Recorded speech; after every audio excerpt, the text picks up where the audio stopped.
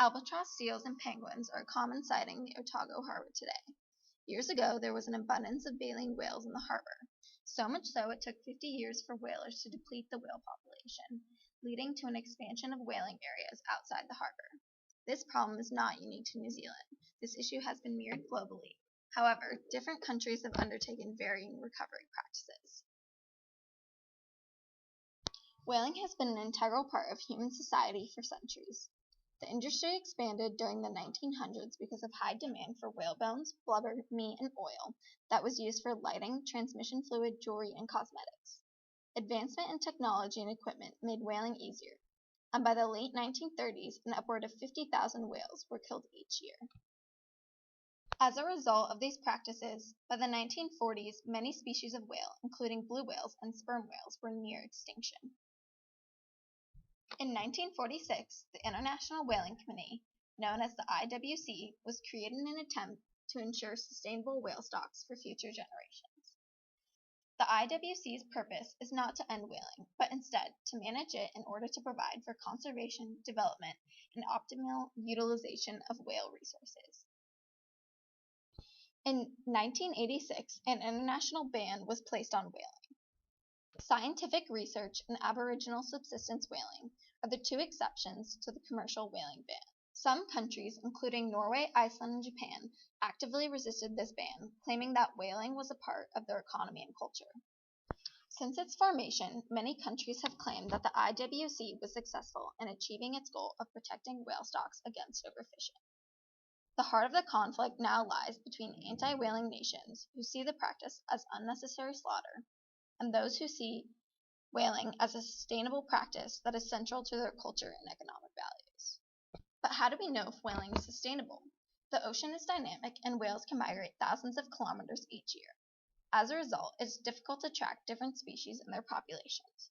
For example, when estimating the current population of whale stocks, Japan claims there are 760,000 minke whales in the southern hemisphere, a number which hasn't been reconfirmed since 1988. Today, up to 16,000 whales are still killed annually, and up to 25,000 have been killed in the name of scientific research, but no data has been produced. Whales are culturally significant for many cultures. In Japan, eating whale meat is a 5,000-year-old custom. In addition, Japan believes whale meat saved the country from starvation post-World War II. Whaling is an important part of Japanese culture. By pushing for a total ban on whaling, Japanese are deprived of their heritage. Thus, many Japanese believe the ban reveals cultural and ethnic discrimination. Furthermore, Western culture has a connection to whales that argues for preserving and protecting the species. This can be exemplified by Australia. In the 1970s, Australia banned whaling, ending the practice in the English-speaking world. While there was no decline in whale populations, the movement was motivated by the view that whales are unique and intelligent animals. Some believe the campaign was successful on the basis of emotion rather than science. As stated by a delegate from Norway, it is disturbing that the attitude towards science as the basis for managing whale stocks is vanishing. Whale hunts continue to happen in the West under Aboriginal subsistence whaling, however, not without backlash. In the United States, the Maka Nation is the only group of Native Americans with treaty-protected rights to whaling. Archaeological evidence shows that the Maka have used whales for more than 3,500 years. In 1950, due to commercial whaling, gray whale populations declined, and the Maka voluntarily stopped whaling in order to revive the species. After populations recovered, the Maka successfully hunted one gray whale in 1999 and one in 2007.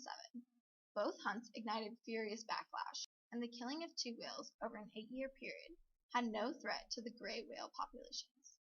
However, many accused the Maka of being murderers for the sake of tradition. For those who agree with the total ban on whaling, organizations like Greenpeace help to save the whales by putting public pressure on governments to make policy changes. The Southern Ocean Whale Sanctuary has been developed as a protected area for whales, but these actions ignore the viewpoints of pro-whaling nations whose culture and economy depend on whale products. If we want to make rational decisions informed by science, then the first step is to make sure our scientific knowledge is accurate.